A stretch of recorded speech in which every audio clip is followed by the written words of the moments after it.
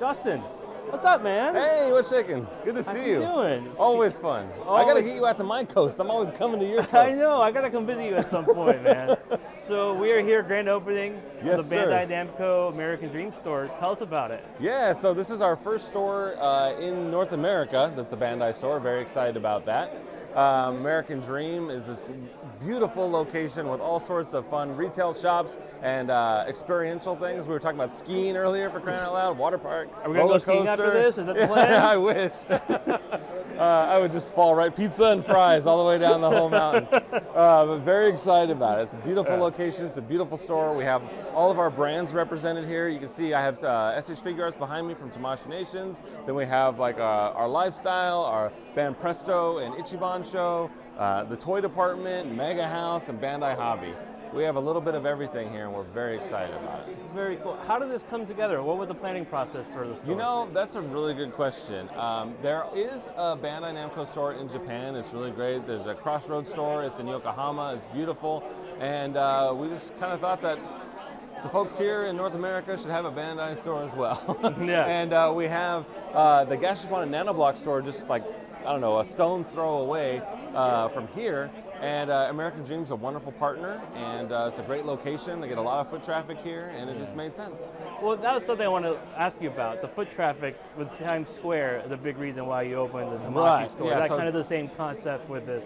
Exactly. You know, this is a destination spot when people travel to this coast. You know, American Dream is bringing a lot of tourist activity here. Yeah. So places that don't necessarily have Bandai stuff in their neck of the woods, when they see it, they get excited, and they're able to take it home with them. So I imagine that the response to the Tamashii store in New York City has been pretty great. Yes, very positive. It's a beautiful store. It's right there in Times Square. Hard Rock's right across from it.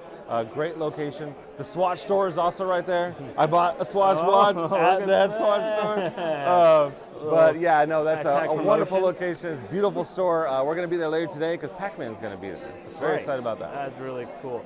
I had a question just about it. I was looking online. I'm not sure how long the lease is for the store in Times Square. I believe it was 2 years. Yeah, it is a long-term thing. Yeah, I thought it was 3. It might be 2. I thought it was 3. I don't want to put that out. I'm not exactly sure, but is the plan? It is a long-term relationship. Is it long-term? Yeah. That's kind of what I want to get to. Is it a long-term goal to have that store be like a real mainstay? Yes. Okay. Absolutely. Versus like in the past, we've had pop-up shops, you know, where maybe it's a couple of weeks or maybe it's just a weekend. We had the Tamashii store pop up in Santa Monica for the whole summer, but this is definitely a long-term relationship. And speaking of other stores, is there potential for other stores opening in different locations? Yeah, so there's always the potential for that. There's nothing to announce now. Obviously, it just has to make sense. This is day 1, our grand opening, so no reason to focus on anywhere else at this time, but we're very excited about this store in particular. Okay, all right, let's talk about the figures. Let's talk about some toys. Yes. Comic-Con's coming up. I think you guys have announced a few exclusives. Yes, sir. So what's the process of maybe getting those? Do you have to get them online? So in the past, so nothing has been announced for this year, but traditionally speaking, there's always been a Dragon Ball outdoor activation that's open to the public at the Marriott Marina Terrace. Right. And historically, people would go to that location to get like a voucher, like a ticket, to come back to the convention to buy your exclusive. That's how it's been done in the past. Nothing has been announced for this year, but I mean, that way works. That's the way it works. Yeah. Okay. But nothing to announce at this time. But the details will come out, I imagine, at certain So some point soon. as we get closer to Comic-Con, they'll make announcements on how to get your hands on those exclusives. Are there any revealed that we haven't seen yet that you're waiting to reveal? Nothing that I am aware of. At this point, you know what I know. Okay. All right. That's always your go-to political answer. No, and that is 100% true. Yeah.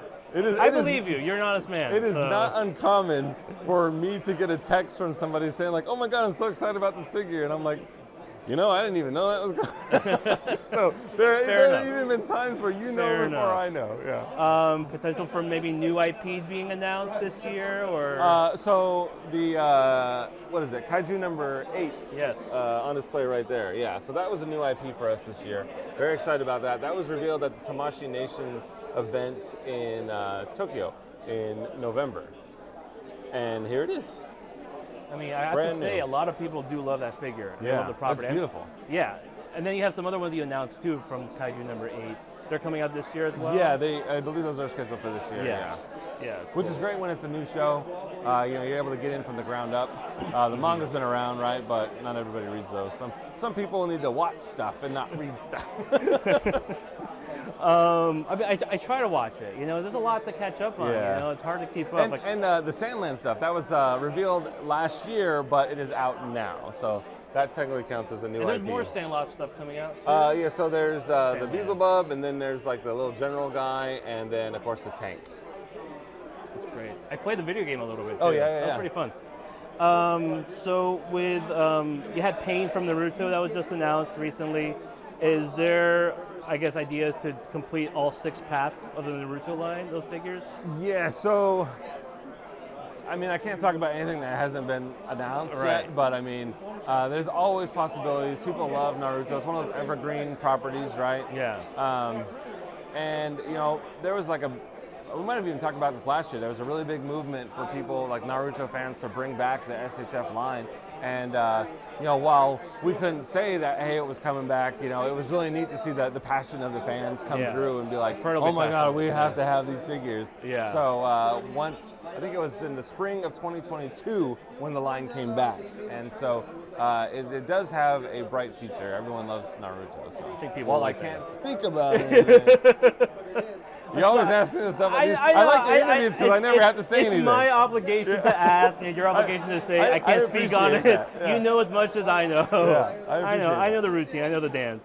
What people really love is the ramen set that got announced. Oh, yeah. Dio, is that something that you guys would like to do more of? Yeah, so Dragon Ball got to have the Harahachi Bume set with Goku eating and everything. So fun diorama stuff is always exciting. I think anything that really sort of accent the figure is always really neat. A lot of people at their displays, especially crowded displays, just have figures standing in the glass cases. Yeah. So anytime you can sort of bring them to life in a way like that is always exciting. So I hope to see more of that stuff. For sure. Especially when it's just like chairs and bowls and cups, just something to just kind of spruce that goose a little bit. Yeah, I think people love just adding that kind of like flavor to it. They already look like they were pulled from the anime, so they might as well be doing might as well to complete the whole scene, really. 100%. Maybe some dial pieces to go with Godzilla, like mini planes. So I know would be rad. You showed it. Yeah, I kind of have like everyone, like at the Tamashii Nation event that's usually in the fall, there's always like a cool Ultraman display with like the buildings all destroyed and everything like that, and that looks so cool.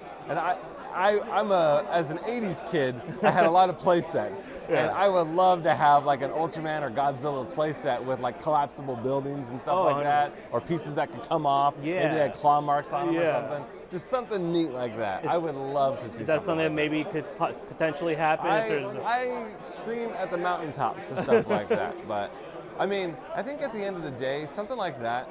I mean, not that Bandai has ever done this, but like how HasLab does like the crowdfunding things, I think a cool playset like that could work as a crowdfunding thing, that way. Because I mean, if it's a big playset, it's going to take up too much space in a retail store. Right. So it makes sense to have that be something that gets shipped directly to somebody. Would that be like a P Bandai sort of thing? Mean, theoretically. Theoretically, we're talking theoretically. But I mean, nothing like that is even in discussion. But I think it would work. Yeah. It's a good idea. I think so. I mean, we'll send it to. We'll see. We'll send it to the higher ups. I could be the only person that likes playsets. I don't know. You're not the only one. Trust me, man. It would look cool next to like a Castle Grayskull, Snake Mountain, and boom, you got a little Tokyo or something like that. I love Capcom stuff. I'm glad that you guys are still doing Street Fighter. You just had Guile that came out. Any announcements or plans for more Street Fighter figures? So nothing at this time, but the Ryu just came out.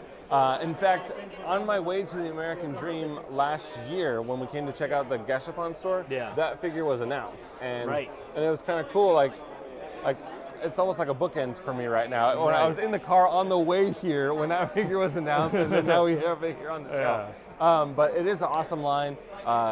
There's the new game that came out last year. Street Fighter 6. There's a million characters to choose from. So I don't see why we don't have more. That's still a current license with Capcom that you guys are still making. What about Mega Man?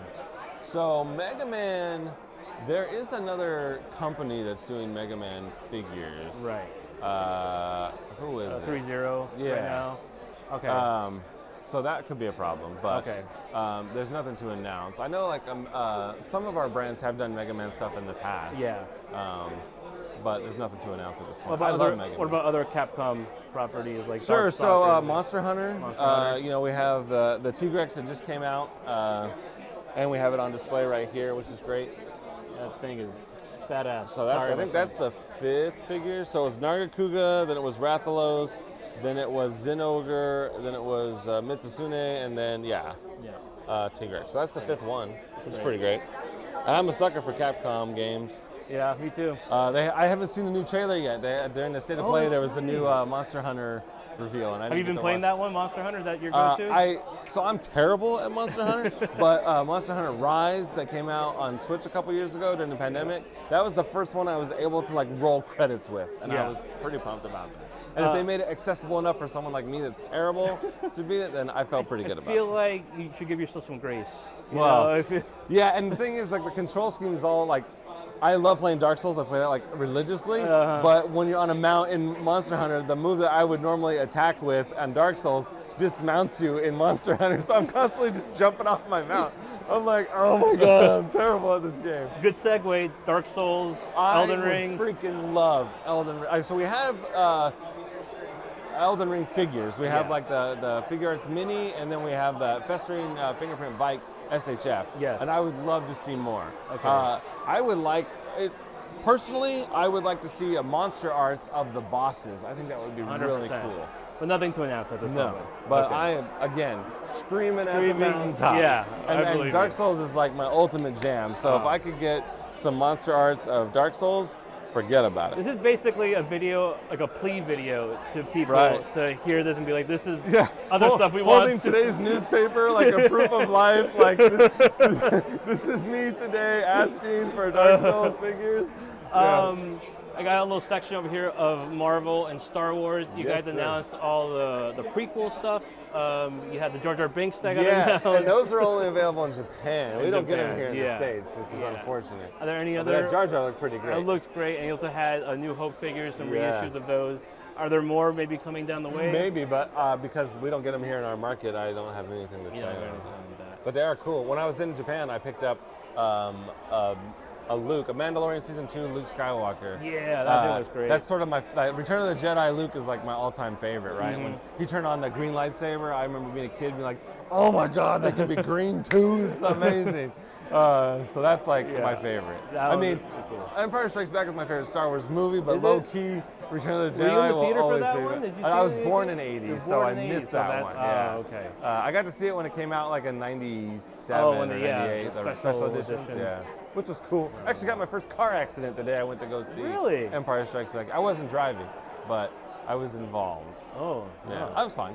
We were good enough to be like, yeah, we're good. We gotta go to the movies. At least it makes it more memorable. Right. I'll never forget it. Yeah, you'll never forget that day. It was in Palm Springs on North Palm Canyon Drive. The location, everything, the corner. Yeah, the guy wasn't paying attention. The traffic stopped, and then he just rear-ended us. Maybe he was going to the same theater. Maybe. He was like, I gotta go see Empire. I gotta go see Empire. You know. So I'll never forget it. Speaking of like going back, a little time travel, Sure. We're in a mall. What's your favorite mall memory as a kid? Oh man, so when arcades used to be a thing at the mall, that was like my jam. Like I remember playing like Mortal Kombat 2, you know, next to the ice rink in Palm Springs. Actually, it's Palm Desert. Me and my buddy, his name is Gene. We're still friends. We've been friends since we were like 13 years old. We'd go, we'd get shout out Gene. Yeah, shout out to Gene. Gene Dean, you're right. Great guy. And we would go and we would just spend so much money at the arcade. It's like one of our favorite things. Mortal Kombat 2? Mortal Kombat 2, yeah, for sure. And then even like the anything where it was like connected, where like you could have two people playing on the same screen or multiple machines, that was always fun too. What, like House of the Dead? Yeah. So we would Time Crisis. Yeah, the light guns. Yeah. There was an Alien game. There was a Terminator game with the light guns. Right. If I'm by myself, then I just put money in both machines. Oh, you go double. Wow, I'm not even a gun guy, but I'm just like, yeah, let's do this. After Desperado, I was like Antonio Banderas, and I'm just like. What was the Aerosmith one? You know, I don't know. I didn't play it. You didn't play that one? Yeah. I remember seeing it though, and like the 4-player X-Men arcade game. Yeah. That was always fun. Desperado the arcade. Yeah, there we go. Yeah, I love. My favorite memory is always just the arcades, man. That's great. God, just spending hours in there. Okay, personal question, then we'll cut it. Your fave 5 figure lines. Oh my gosh. I'm not stealing this bit from Letterbox on 4 films or anything. Favorite, can they be of all time kind of thing? Or All is it, time. This is all time. This is an all-time Ooh, list. Okay, that's a tough one. Okay, so I would say original Masters of the Universe, Gen 1 Transformers, the G.I. Joe Classified series, although they're a little bit off the rails right now. Like, they're just making figures of everything right now, and while I think that's cool, it's a little hard to keep up. So I would appreciate if I they feel like pump the the last brakes. 2 years they just dumped everything, and it's all great. Yeah. And I don't know how you do it. Okay, I'll say that one for last. got 3. And then Ninja Turtles, the original Ninja Turtle line that came out, Playmates. Okay. And then my all-time favorite is Voltron. When I was a kid and I had the die-cast Voltron, I remember I got it at like this outdoor retail area in San Diego. I was a kid, it was in the 80s. The box had a flap that showed all 5 lines when you opened it up, and I had to have it. I was a good boy, and my mama bought it for me. I had it forever. I go to college, when I graduate, I come home to hang out with my parents. I find it in the closet, I pick it up, and I accidentally drop it and destroy the black line. His little red ears snapped off, his face popped off. It was terrible. There's trauma associated to this Voltron. I was like, I'd been home for 5 minutes, and I ruined this toy that I've had for years. But that was my all-time favorite. In fact, when Tamashii made the Go Lion Chogokin, I bought it. I had just started working at Bandai when it came out, and I bought it. That's like a full circle moment I right know, there. right? That's I was crazy. like, wow, I've repaired the damage. The timeline has been fixed. Has been fixed. Like the Desperado of the arcade. Yeah. I love it. Thank you, man. Appreciate it, Justin, for your time. Always a pleasure. All your answers and non-answers. Yeah. I take them all. A lot of those. A lot of those. See you at Comic-Con? Yes, sir. I will be at San Diego and New York. All right, we'll see you then. Assuming this interview doesn't get me fired, I will be there. No, this is only going to promote you even more so. I guarantee it. That's a Figure Report guarantee. Thank you so much. Thank you.